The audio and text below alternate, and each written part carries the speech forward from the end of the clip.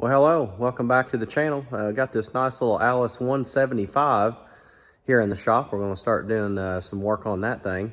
It's got the 4-cylinder Perkins diesel in it, so if that's something that you're interested in seeing, stick around because it's coming up. All right, so I got the 175 sitting here in the shop, and I just kind of want to go around this thing and kind of tell you what we got in store here for this video. Like I mentioned earlier, it's got the 4-cylinder Perkins diesel in it right there. Hours on it, can't remember. It's not too awfully high. I think around 2,500.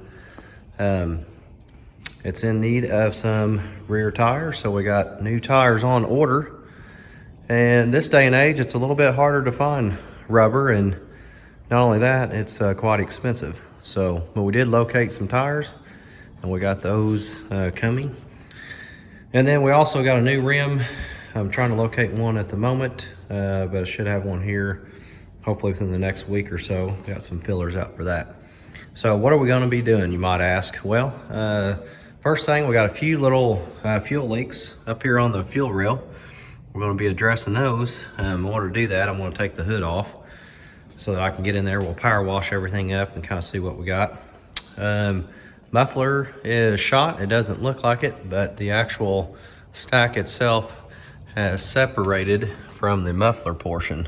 You can see that, so we're putting a new muffler on there. Got a new seat, new boot, and a new knob coming as well. The rear right brake will lock up on occasion, so we're going to inspect that and get that squared away as well. We're going to paint the rims on the front and the back. Like I mentioned on the other side, we've got a new rim coming anyway, so that'll be painted. And this one will be off. At some point, we'll get new paint on that. And then the rear lift link arm right here, I'm not 100% sure what it's actually called, but it's bent. So I've got one of those headed this way as well. So we'll be swapping that thing out. I've never actually replaced one. So we'll have to drive these bushings out of here. Once we get the roll pin out, drive the bushing out, get it out. So that'll be something new for me to go through. So that will be fun.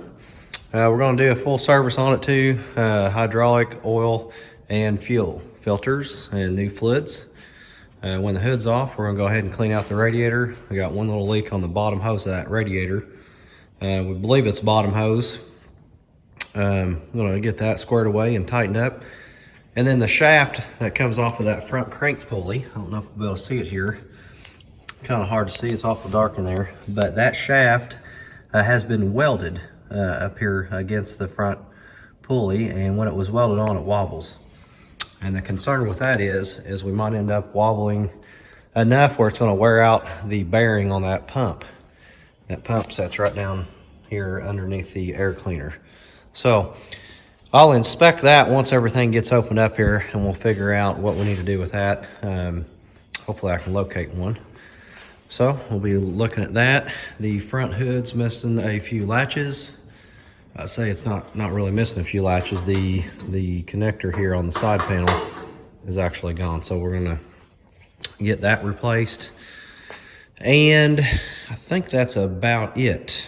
We do have a lug nut or a bolt here that we need to get replaced. So got a few little just small odds and ends items, nothing too crazy to do on it. But tonight I'm going to flip over to the time-lapse camera, and we're going to pull the hood off of this thing and get everything exposed so we can get in there and power wash everything, see what we got. Oh, I forgot to mention the fuel sending unit. No, the temp sending unit's not working. So once this hood's out of the way, we'll be able to check it out. It is a new gauge. So just want to check the connectivity on that. And there's our hours, 24:13 and some change. So yeah, anyway, that's it. Good looking little 175. I've worked around on 170 in the past, operated one, but I've never had a 175. So this is not mine, as I mentioned. So let's get this thing worked through the shop here and get all those items addressed. Alright, so I had to make a little room there, pull the WD-45 out of the road, and pulled in the 175 in the spot here. And then first things first, we're just going to start taking that sheet metal loose and getting the hood off of that so that we can see what we've got going on underneath there. Got the two side panels on either side. And then I'll start working up there on the front, trying to get everything loosened up, which is kind of a hard spot to reach in there behind that air intake. Got that squared away. Then flip back over here to the muffler, and that muffler was on there so tight that I was unable to get it loose. I could get the U-clamp off, but I could not get the muffler itself to disconnect from the manifold. So, brought the overhead crane in there. Didn't need it really for the weight, but I was working by myself there, so trying to pick that thing up that far and hold it to get it over the muffler just was not easy for one person to do. All right, so you've been watching in the time lapse. I've got the hood off, and I got the top part of the muffler off, which was quite easy. It just pulled right out of there. It wasn't even connected. Everything was broken internally. But as you can see, we've got quite a bit of junk on top of the engine here. And the line that looks like leaking actually looks like this return line on top. It's dripping down. And then there's some other wet spots on there on the other side. But anyway, what we're gonna do next is just go ahead and power wash this. So I'm gonna pull it outside. I'm gonna soak it down with some purple power. And then I'll go ahead and power wash that, get all that stuff cleaned off of there so that we can see exactly what we've got going on. So let's flip back over to the time lapse. We'll pull this beast out and we'll get it power washed. All right, backing out of the barn and pulling out to the side here.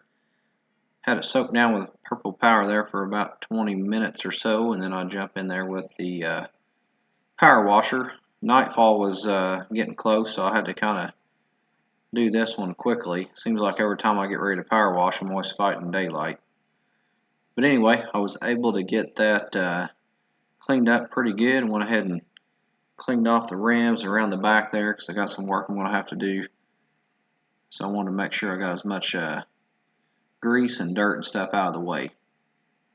And then we just pull it back inside the shop and get ready to go. All right, so I got it driven back in here and parked in the shop after I got the pressure washing done, and it sure does look a lot better up there. We can see kind of what we got.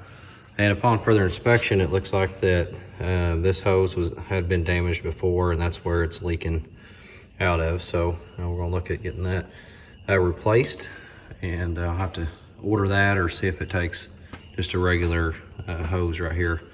I'm not quite sure, but I'll find out.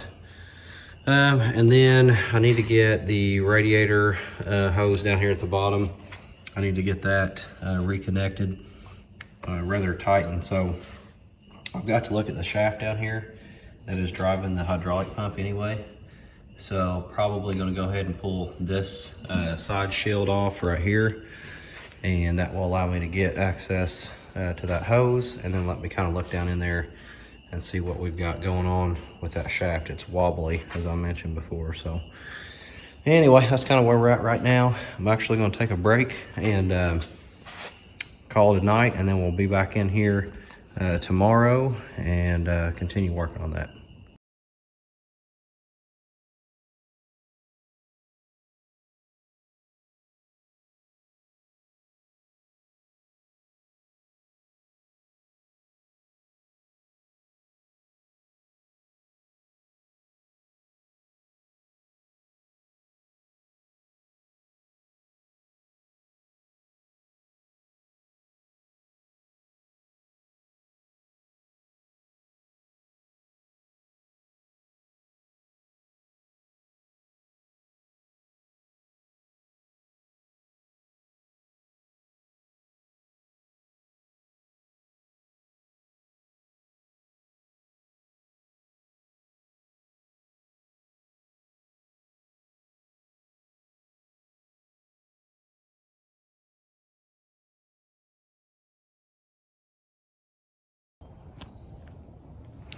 All right, so I felt like this is a good time to jump in here on this 175.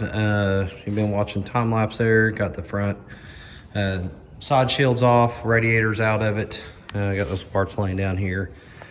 And there's a little flat plate right there that covers up where the hydraulic pump is. So if you're not familiar, the 175, the hydraulic pump, is right up here in the front end. It's protected by, I don't know, 3/8 steel or so plates around the front, and then it is driven off of that front crank pulley. And in this case, this shaft right here has actually been broken. It's been welded, and you can see that right here. And the customer was wanting me to check that out just to make sure that we didn't have any issues with the pump up here as far as it getting walled out, because when that was welded on, it's not true. So what I'm gonna do is I'll fire this beast up here in a second, and I'm gonna watch that shaft and just kind of look back in here and see what it looks like on this pump. Now, all of that down in there that you see, I do not believe is oil. I believe that's just water from where I hosed that off, pressure washed it there last night. So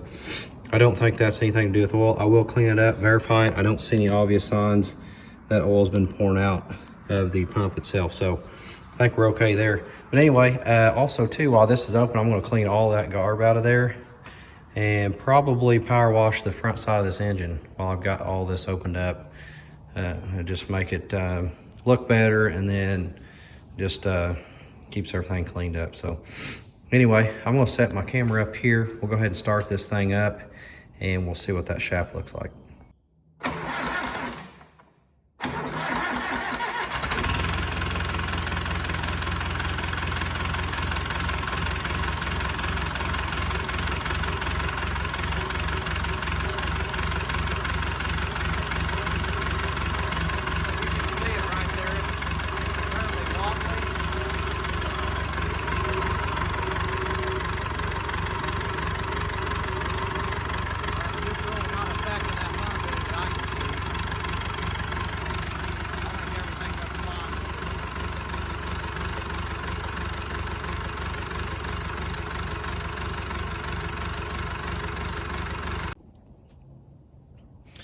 All right, so you saw it running there, and I just don't see any reason at this point in time why that needs to be replaced. Yeah, it's not exactly dead on, but I didn't see any kind of issue with it up here on the front of this pump. So we're gonna leave that thing alone for now. The roller chain, everything looks good.